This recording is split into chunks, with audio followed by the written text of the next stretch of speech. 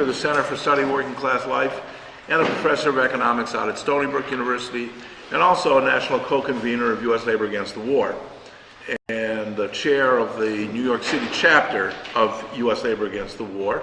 So, U.S. Labor Against the War is an organization that began in the run-up to the war in Iraq in 2003. It has continued and is growing, and now has about 200 central labor councils, union locals, international unions, state federations, and other labor bodies around the country. And we in U.S. Labor Against the War began on the war in Iraq, extended then to Afghanistan, and as the wars have kind of both receded and also multiplied, we are in a situation where in the labor movement, with all the economic crisis that's going on and all the diversion of attention from these wars, we have begun to really focus on not just the wars and how wrong they are, but also how costly they are, and how the wars in Iraq and Afghanistan, and more broadly, American militarized foreign policy, needs to be challenged by the labor movement as part of a broader public challenge to militarism. Because we just don't accept the usual claim that there's no money. As the budgets are being cut, and as education is being cut, and social services, not just the safety net, but the whole government is being reduced, what we find is the need to really challenge this basic idea that there is no money. Well, of course there's money. We just need to identify where that money is and go get it, and move the money from the pockets of the wealthy, the pockets of the super rich, the pockets of the big corporations who have escaped the burdens of taxation and the joys and pleasures of taxation, I should say also. I remember as I was growing up, my father, who was an immigrant, came to America when he was of working age, and was very disappointed when he found out that he was too poor to pay taxes.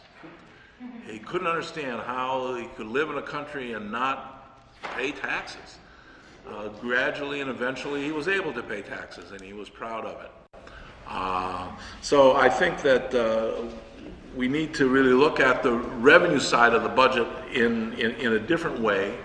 But we also have to look at the expenditure side and ask what the values and the priorities of the country are as reflected in that budget, which leads us right to the military budget. The flyer that I've handed out is a list. This comes from the National Priorities Project. And if you do not have this flyer, please raise your hand and we'll get you one. But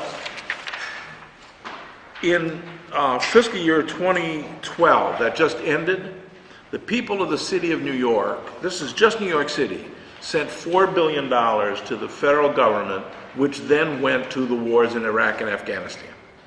That was the share of the total budget that went to the wars applied to the total amount of money that New York sent to the government.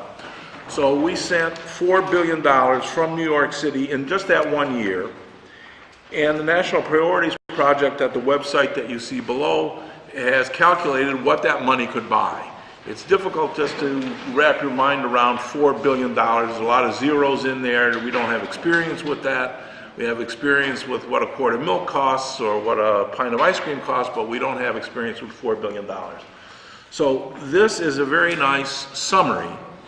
And you'll notice that this is the list of everything that could be bought with that $4 billion. You'll notice plus at the end of every one of these things. This is additive. This is what the wars in Iraq and Afghanistan cost the people of New York City in 1 year of 2012. So when we say we have to end the militarized foreign policy of the United States, this is the beginning of what we're talking about. It's only the beginning because the wars are only the beginning of military expenditures. But it is an indication of the true costs in real terms of the wars. Then if you look at the next little paragraph there, in fiscal 2012, not just from New York City, but from the whole state of New York, we spent $10.3 billion for the wars in Iraq and Afghanistan, which was, incidentally, way more than the annual budget deficit for the state of New York. So for those of us in the public sector, I'm teaching at SUNY, in the City University, Brooklyn Downstate, Litch, which is a private hospital but was merged into the public sector when Brooklyn Downstate took it over.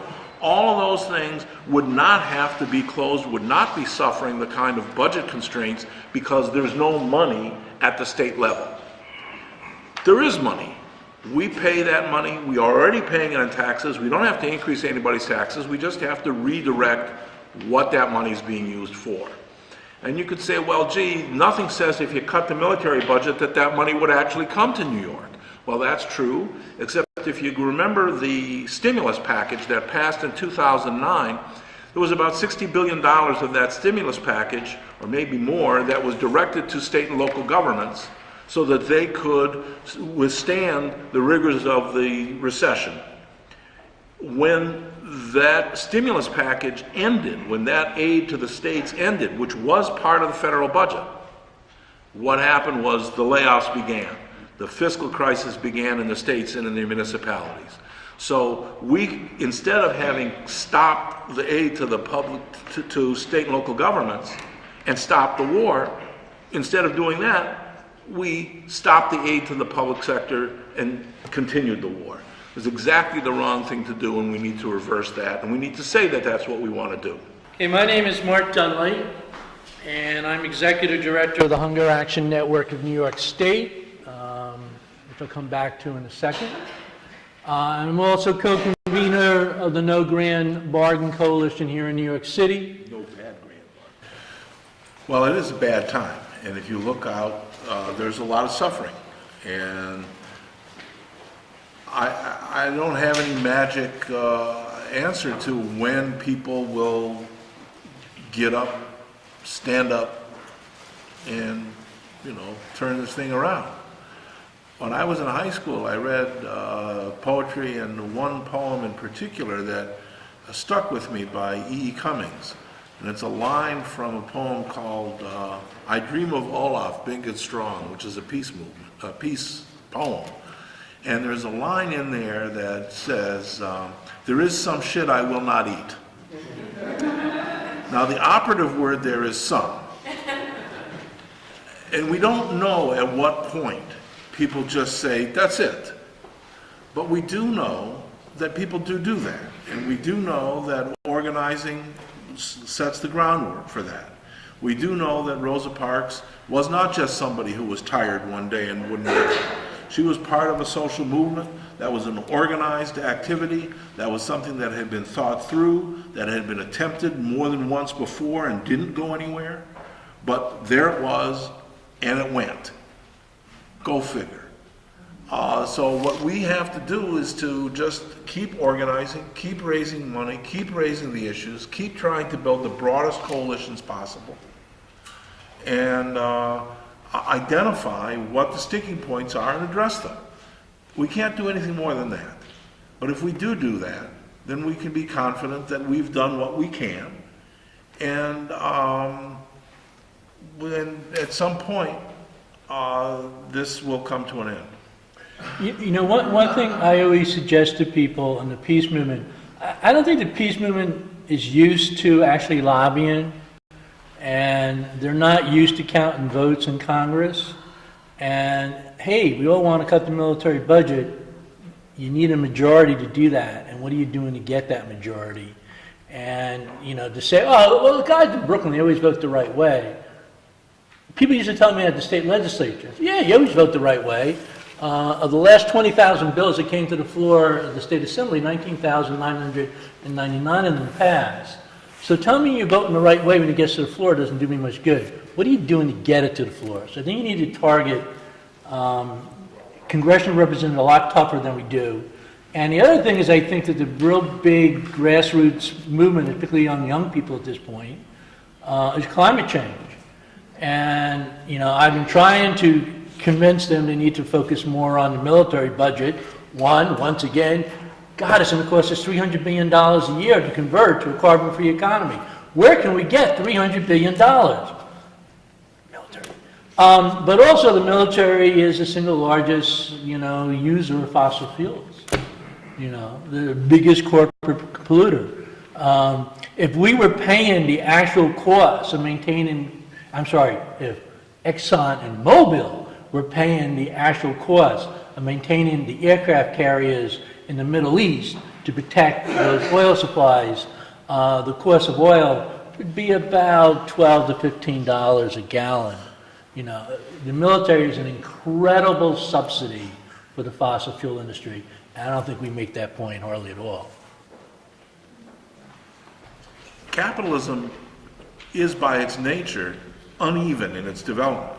And so you have some industries that will grow and will dominate and drive out of business other industries that are there, whether we're talking about the military or energy or any kind of industry. So what you need is overall a commitment to full employment. You need a commitment to making sure that there are jobs for everybody, whether they come out of Indian Point or they come out of the garment industry or they come out of wherever they come out of. That we need to have that broad commitment to full employment. And that comes back to the last point that I made in my remarks. What kind of a country are we? What kind of a country do we want to be? And what vision do we project in terms of the nature of security, the nature of our mutual responsibility, and as you were saying, Martha, what about all this privatization? What is the role for public responsibility and for our responsibility to one another through the public sphere? It's not just my responsibility to myself to go buy what I need and get the money from any which way I can. That kind of a society is not a functional society. That's a dysfunctional society for the overwhelming majority of people. And we need to articulate that, talk about that, and have some alternative ways of thinking about what our responsibilities are to one another that frames what we're doing, not just, oh, I want my library, or oh, I want my school funded, or oh, I want this, or oh, I want that. We really have to have all these wants and all these outlooks embraced in one common overall vision for what kind of a society we're trying to build. And I think that if we can do that, it will help to energize people. It will help to get people to see that they are not just in this alone with their library facing the overwhelming odds, or with their particular school facing the overwhelming odds of the privatizers in the charter movement. That we really represent something which brings us together in a common fight. And that is what we need to articulate. Just quickly on the privatization of common lands, there's a good op-ed today in the Huffington Post by Catherine Swan about the privatization of the New York City park system. Most of the major parks in New York City have already been taken over by this private-public hybrid, and the last jewel that they're going after, and apparently they've gotten, is Washington Square Park, which they're doing right now. The Star of the Beast thing is was it Grover Norquist, I think, who said what the goal is to shrink the government to the point where it's small enough that we can put it in a bathtub and then drown it. I think that was the actual metaphor that he came up with. Going all the way back to the Reagan years and the Reagan budget, David Stockman, who's still around and still writing these anti-debt screeds, David Stockman was the budget director under Reagan, and when he left the Reagan administration in 1985, I think he wrote a book called The Failed Revolution. And it was how the tax cuts that Reagan put through in 1981 and 1982 did not actually do the job, because by 1986, they raised the taxes again and reconstructed the code. And that's where we learned that what the strategy was to cut the taxes, get this deficit up there, and then use the deficit as a club to beat down the size of the government. And that failed in the Reagan years, and it is succeeding now. And I think that the way that we need to respond to that in significant ways is to debunk this whole story that the debt and the deficit is a problem. You know, it's just a story. It's just not true. And actually, if you look at the numbers over the last 3 years, the debt is going down as a percentage of the economy. The deficits are shrinking. And this is with the existing policies without even getting to the sequester and all the rest of this stuff. Just keep doing what we're doing and grow the economy, provide people with jobs, and revenue will come forward and the expenditure side can be handled. So I think that we really do need to look at this problem of the debt and the deficit, and if people want to hear more about it, I'd be happy to say it, but I'm not going to go into it right now. You know, during the last debate when they discussed a little bit the military, Obama made this sort of funny joke. Oh, well, you know, we don't do bayonets much anymore. And what was the other one he put on the table? Something about horses? Ships. What? Ships? He Ships. doesn't Well, want ships? Well, we also don't do tanks anymore. You know, tanks are done for you know, land wars and the European planes against the Soviet Union, and that's not going to occur. So I was reading this book recently by Ralph Nader. We have so many tanks, we park them, thousands of them out in the desert, while we continue to build more of them. And another thing he pointed out is that the military sells things at fire sales on eBay and Craigslist while they're buying the same thing on the private market. So he gave the example where they were selling chemical hazardous suits for $3. And meanwhile, they were buying new ones for $300. The Pentagon has never been audited. They tried to audit the Pentagon during the Clinton years. They found, I think it was $7 trillion they were missing or some massive number, and they gave up. They can't audit them because they don't know what they're supposed to be doing with the money. So you don't actually have a game plan what you're supposed to do with the money. It's kind of hard to order it, but that's one of the demands, is to bring some fiscal oversight to the military. The public does not support the majority cut in the military budget. And so we need to sort of frame that issue. National One, I think it was a New Priorities Project made this point. They love veterans benefits. They want to help veterans. We got to deal with that. They hate wasteful Pentagon spending. So we got to hammer on the, you know, wasteful, you know, Pentagon spending.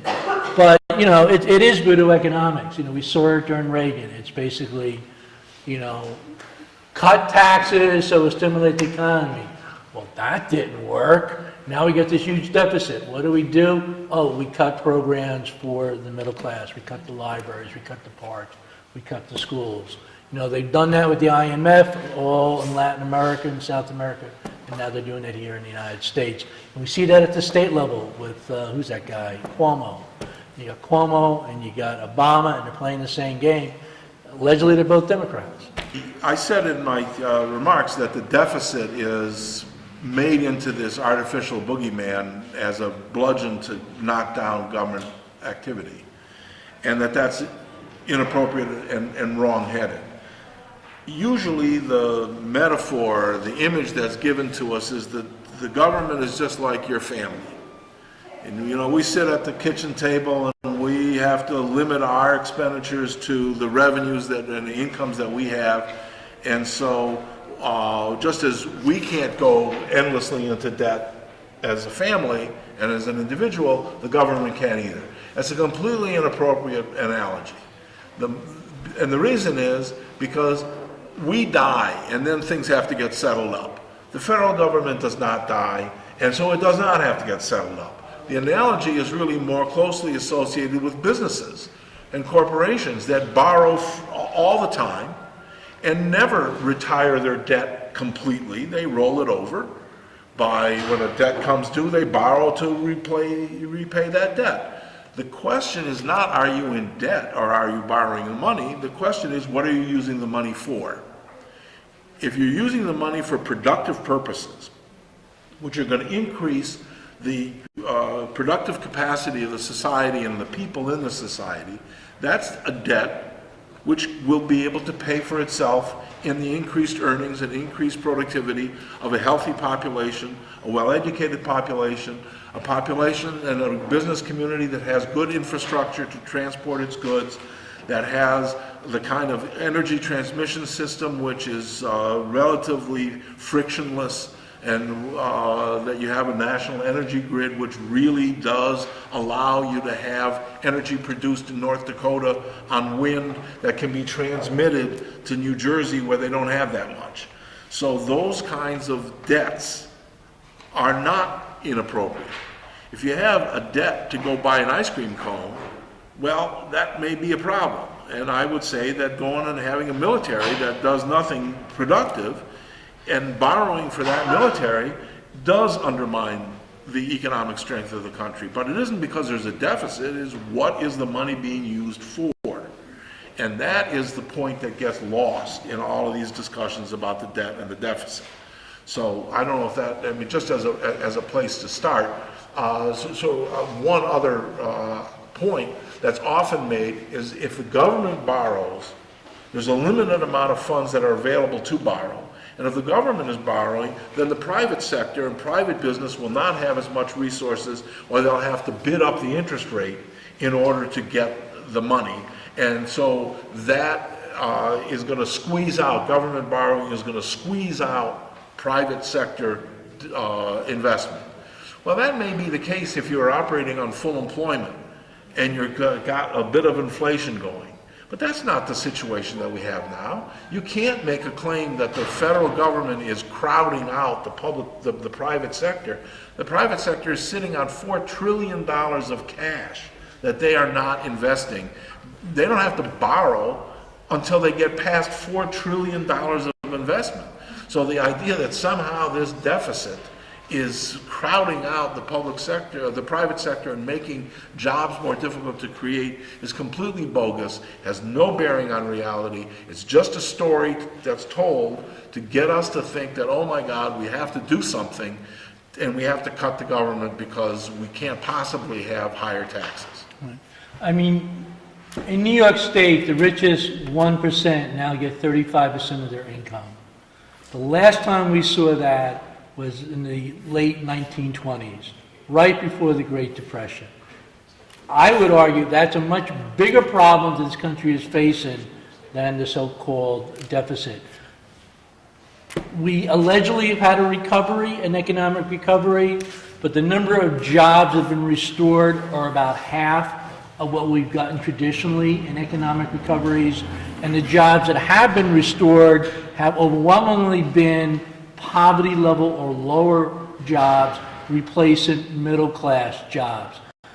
We need to stimulate the economy.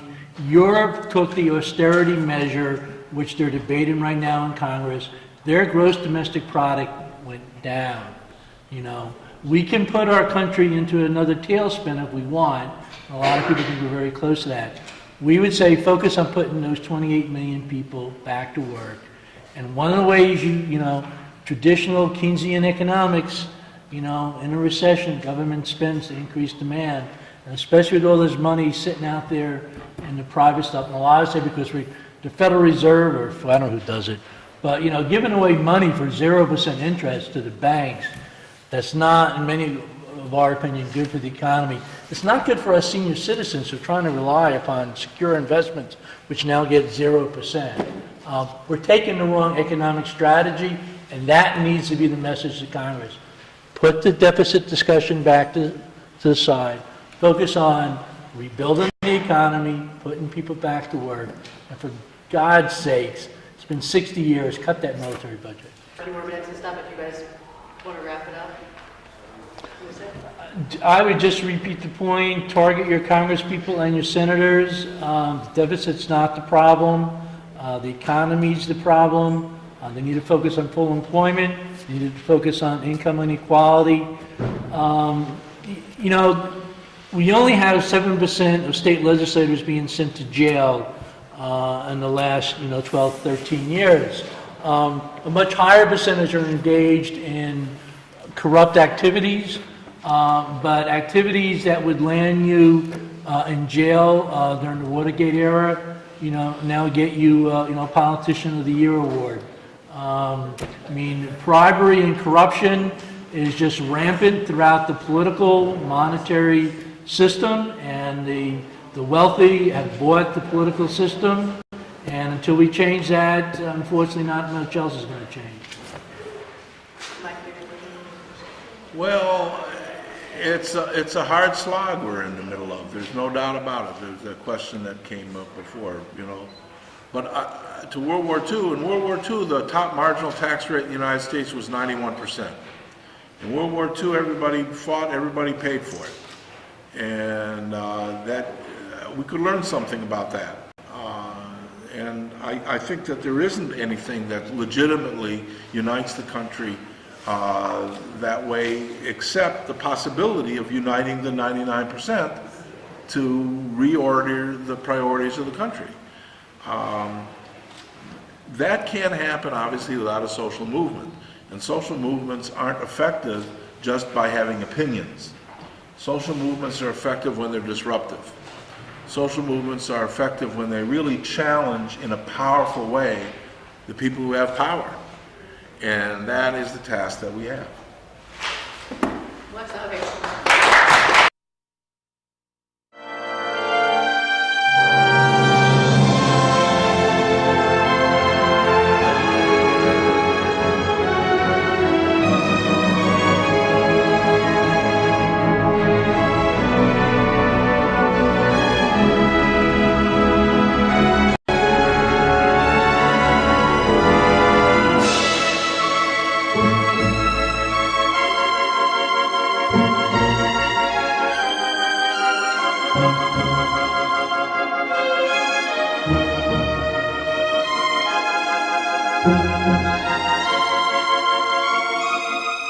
Thank you.